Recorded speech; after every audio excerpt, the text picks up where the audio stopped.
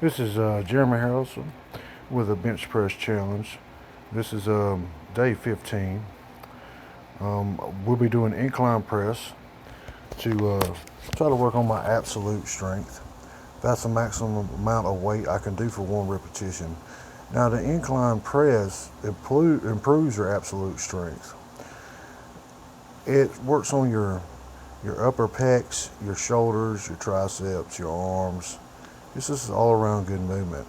Now, the bench I have for the incline press, I really didn't like, but I didn't have much to choose from. And I chose the Smith machine today to do incline because of the simple fact of didn't have a spotter with me, my son wasn't there, and kind of burnt out a little bit from this Russian training that I'm doing, this book of methods, and I only went up to like probably 405. This is 315 here. This Smith machine is actually really smooth. The bearings are, it's real good on it. I'm going to probably do, I think, 10 reps here, pyramid up, and of course I'll pyramid back down. You know, everything is all about my absolute strength. And what I tell people with this is they don't take in consideration my relative strength. My relative strength is actually how much a person can lift due to their body weight, or basically compared to their body size. Now, my body size, you know, benching 675 pounds, not even weighing, you know, a little up under 300 pounds, that's world record. And there are guys that bench, you know, 700, 800 pounds. Those guys weigh about 400, 500 pounds. That's really not impressive to me. You know, you should be able to bench at least, the average person, in my belief, should be able to bench 200 pounds over their own body weight. That's in all the basic health books and scientifically speaking anyway. But this is a 365 here, and I'll do it a couple reps. Like I said, I'm in a state of fatigue, and you might not be able to tell, but I've actually put on about 5 pounds, and I've gotten stronger. I can tell, because even at a weak state, you know, usually after training chest like this, there's no way I could incline press after, you know, benching yesterday and the day before and the day before and the day before that. It's just really takes a toll on the body. The three other points of strength that I want to get at today is your maximum, and your maximum be basically how you train for that, be max effort. That's only your force generated in one explosive movement. So it's basically the same thing as absolute strength, but that's considered maximum strength. And number two is basically what I teach the kids to play football and everything like that. That's explosibility strength. And basically that's your speed, or basically what I'm getting at is the force generated real fast. So how fast can you generate force? And three is basically, in my opinion, the most important. That's your muscular endurance. That's force generated for a long period of time. And how do you train for that? You just build a base. You got to train like a bodybuilder to build muscular endurance. There's no way around it. Louis done it. We done it at Westside Barbell. I do it now at Dino's. I have to go to Dino's gym to do it.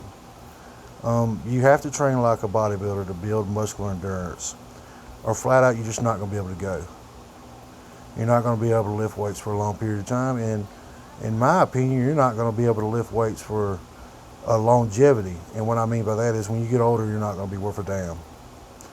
Now this is 405, and I noticed the first time that I went up under it, I kind of bit off more than I could chew, as I could feel my tricep about to tear. So I kind of eased off of it at the top a little bit. Me being as old as I am, I know how my body reacts to weight.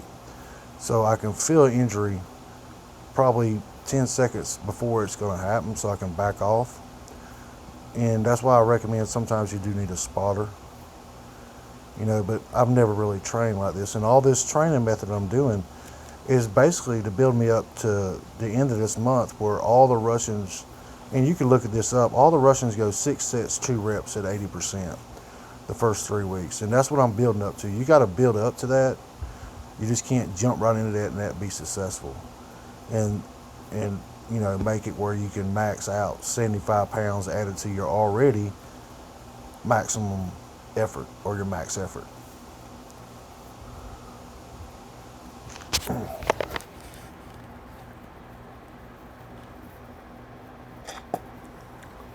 The amount of calories and the proteins I have to consume during this workout is stupid and it's unreal.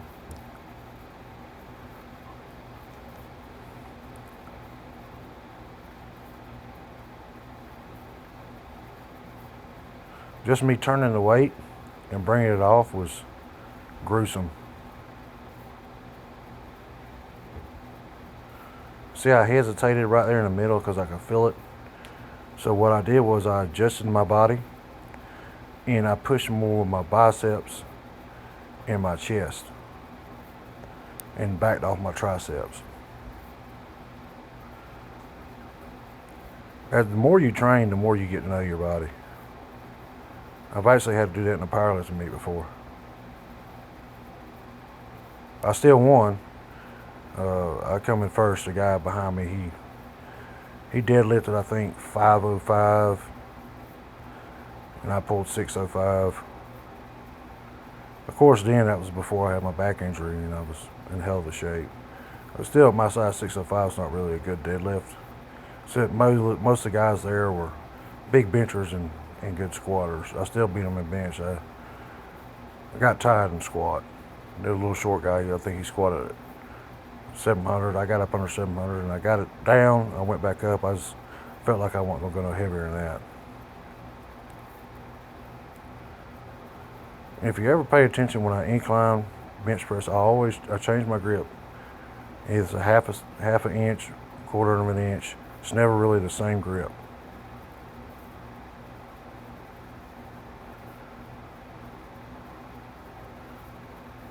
See, absolute failure. So I can't go no more.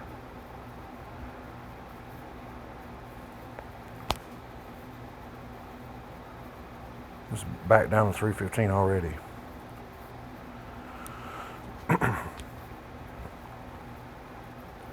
Actually, to build your way up in a pyramid on the incline,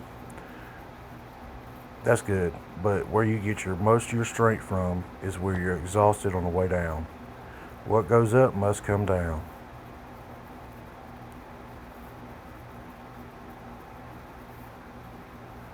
This is only excuse me. This is 315. Yeah, that's right.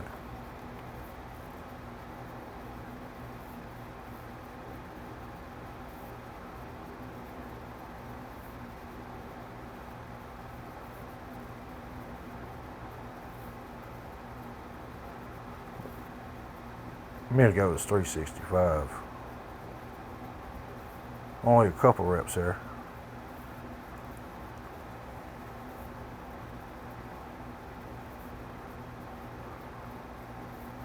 Notice how I rack the weights up where they're supposed to go. 70% of the people that go to the gym don't rack the weights up because they're freaking idiots.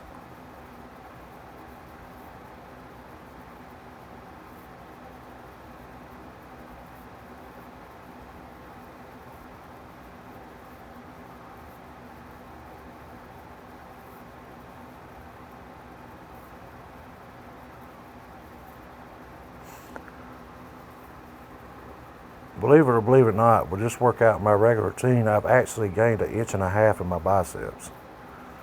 How is that possible? The hell if I know. But I know this Russian book of methods and this Russian bench press challenge is really a lot of stress on your shoulders and biceps. My shoulders are getting wider too. I ain't measured them yet. And I'm not a bodybuilder. I'm trying to build strength. After 30 years of lifting weights, you kind of try just about anything. Just something new to kind of shock the body. It was a little bit of a challenge anyway.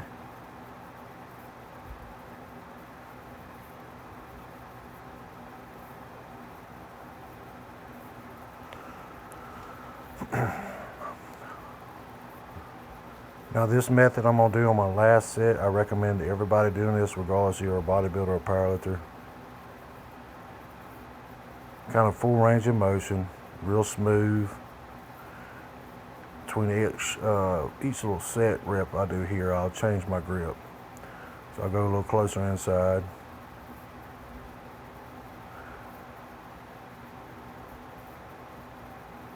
And what I'm trying to do is get a real good burn inside my chest at all angles.